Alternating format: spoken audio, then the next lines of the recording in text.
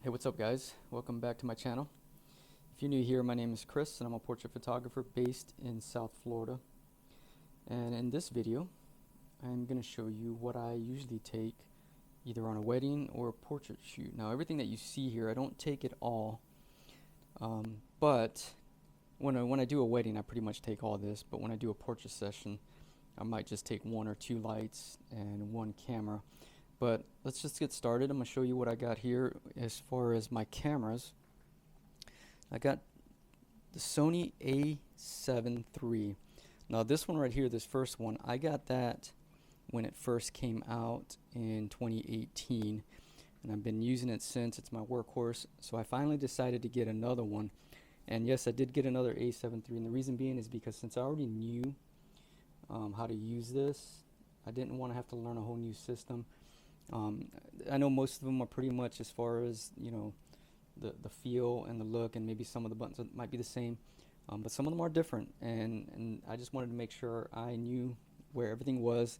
The setup inside is the same as far as video and for photos.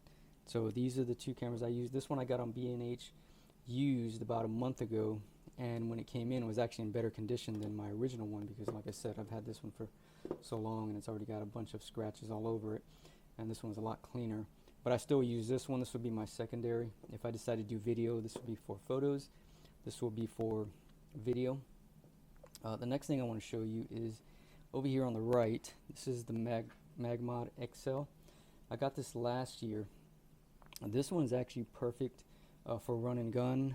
If it gets windy, and you know, you won't have to worry about it tipping over, simply because there's not much that the wind can catch. It's better when you're by the beach, or if you're near a park that's close to the intercoastal. Here in Florida, it gets really windy. It's still hot, but it gets windy, and this is actually perfect.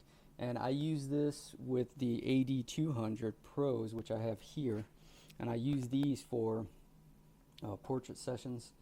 One is good enough. Sometimes I might use two, but typically I just use the one, and it fits perfect. I actually have a thing that connects right here, a clamp that connects right there in the back for my flash. Over here on the right, I have my smaller flashes, Godox V850s. I got two of those, and this is the V860. This one I put on the camera, and this one controls the other two. So these I use for weddings. What I do is I put them on stands on separate corners. I have two 10-foot stands that I use, and I like 10 feet because it's really, you know, I go as high as the roof can let me, or the ceiling can let me, and I want to just make sure that the light is out of the way. I still want to see some flash in my photos, but I do like it when it's really high, pointing straight down on the dance floor. Now what I do is I make sure I tape them down with some gaffer tape, and the reason being is because if you've ever done a wedding, there's always somebody that's going to bump into it, and it drives me insane. Then I have to run back, reposition it, and then run back to the dance floor, and it becomes a pain. So I'd rather tape it, and it pretty much works. Once you put the tape down, it'll work even on carpet. So that's what I use here, is this gaffer tape. These are the batteries. Actually, I want to go back to the cameras for a second. These are the batteries that I use. Now I use the Sony ones. I don't use third-party ones. I've had third-party ones, and sometimes the camera will not read the battery, and I'll have to turn it off, turn it back on, and plus they swell, or at least the ones I've had, they got swollen. So I'm like, you know what, I'm just gonna get the Sony ones, because I know they work, and these pretty much can last a whole wedding. I would say you probably go through two if you're just doing photos. If you're doing video, you might go through three, but they do last a long time. And one other thing about these flashes, these actually use the lithium batteries, so these can last you pretty much a whole wedding if you're not on full power. And there's no reason that you need to be on full power, especially when these are just being shot and used as rim lights. You just need to use a 132 or 116, and they pretty much will last the whole wedding. This is my flash trigger, the Xpro-S. This is for the Sony, and I do bring batteries. These are rechargeable batteries, just in case if these go out I always bring extra batteries, and this is what controls, of course, all my flashes. Of course, this is the battery for the AD200 Pro. What I use here is these clamps. Now, these are cheap Amazon clamps that I got a long time ago. They get me by, but I don't always recommend them. I'd rather get something like this. If I were you, I recommend getting this. I am going to get one more. The clamp, it clamps in really nice and comes off easy, so I recommend getting one of these. When I'm doing a portrait shoot, or if I have an assistant, I will use a monopod, and I'll have them. This is the Manfrotto Monopod, and I'll have them hold it and position it to where I need it. And it's actually really perfect, especially when if you're doing stuff downtown in the city, and then you can just have that person run, take a picture, hold it in front of the clients, and it works out perfect. And I think one here, this is the sprayer that I use to clean the inside of my either lenses or my cameras. I also use this, but I don't recommend using it on, I do not use it on the sensor, is what I definitely would not use it on the sensor. Okay, I got this at Walmart, but they do sell a bunch on Amazon if you need it.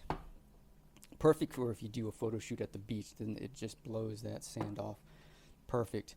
And then last but not least, of course, are my lenses.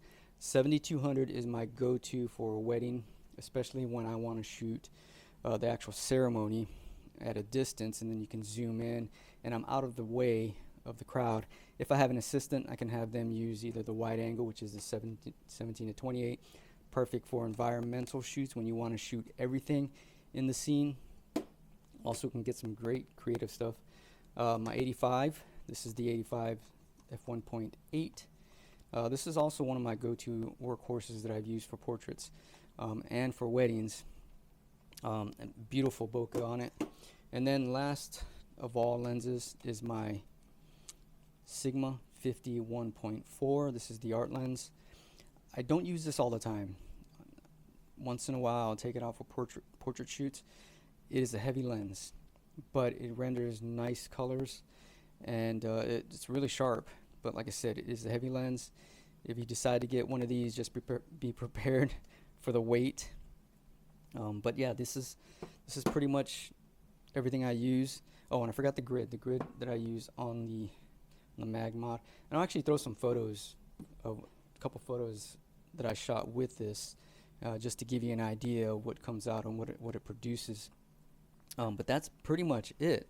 Oh, and last but not least, I forgot. Yeah, I keep saying last but not least. A knife helps out if you need to cut things. Sometimes if you need to, poke something, I don't know. But this works great. This one is a Kershaw. Any knife would do. But what I'll do is I'll put links to everything that's here in the description.